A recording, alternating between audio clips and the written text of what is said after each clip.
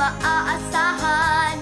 Masipag siya sa mga gawaing bahay, kaagapay na kanyang mahal sa buhay, sa iba't ibang bagay. Yan ang batang huwaran, laging kinagigiliwan, dapat na pamarisan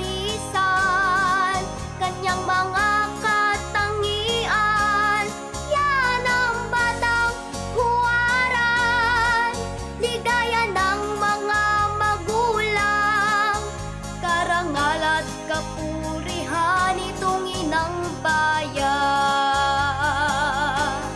Sa pamayanan at sa paaralan, siya ay isang mabuting huwaran. Sa mga matatanda siya ay gumagalang, asal niya ay mapitagan. Pinagsisikapan niya ang kanyang pag-aaral, pinagbubuti, di pinababayaan. Ang pangarap niya sa kanyang buhay ay magandang kinabukasan.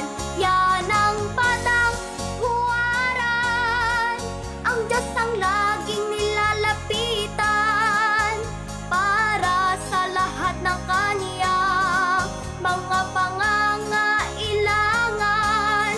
Yan ang batang huwaran, ligaya ng mga magulang, karangal at kapurihan itong inang bayan. Karangal at kapurihan itong inang bayan.